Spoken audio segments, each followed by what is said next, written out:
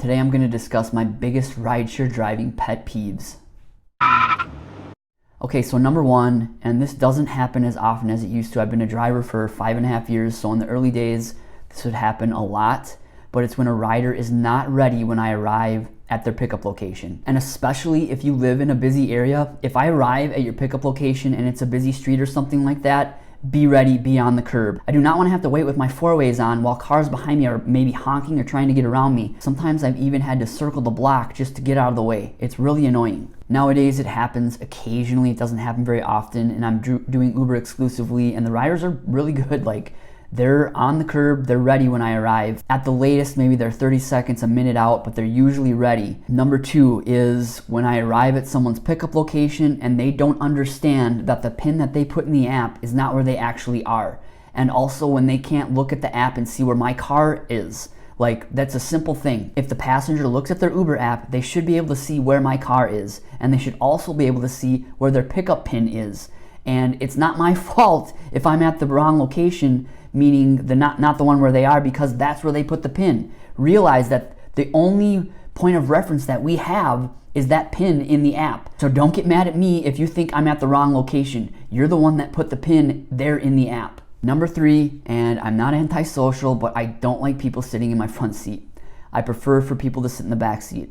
Especially when I pull up to the curb and someone's there, I'll pull up so that the door is aligned, the back door is aligned with where they are. Sitting in the front seat is sometimes, yes, it's okay, but for the most part, I just like for people to sit in the back and be able to do their own thing. If they want to talk to me, they can. I'll have people sit in the front seat, and I always assume that if they're sitting in the front seat, then they want to converse and talk, but I'll have people that will sometimes sit in the front seat and just sit there in silence. I'll try to engage them, and they'll just sit there in silence. It's kind of annoying. Like, why did you sit in my front seat? I get it, for some people, they like to sit in the front seat because they have longer legs. I totally understand that, but for the most part, people can sit in the back. Again, I'm not antisocial, but that's how I prefer it to be. And my fourth pet peeve is for passengers: bring headphones. If you want to listen to music, bring headphones. I personally like to drive without the radio on. I don't feel a need to have it on. I may pick a station sometimes too that the passenger doesn't like. I just like silence, and that works for me. But sometimes I'll have passengers that are like, well, can we listen to the radio or something? I'm okay with turning the radio on. But there is a thing called headphones. If you want to listen to music, why didn't you bring them? I don't know, and maybe I'm just being overly annoyed by this, but that does annoy me when someone, like, I like to drive in silence. If you want to listen to music, bring headphones. It's really simple. And my fifth pet peeve is when a passenger tries to give me directions. I have GPS. I know where I'm going. Yes, I understand that sometimes passengers might have a better route. I appreciate that input, but don't give me turn by turn. I know what I'm doing. And sometimes passengers will, after the fact, say, oh, you're going the wrong way or you're turning the wrong way.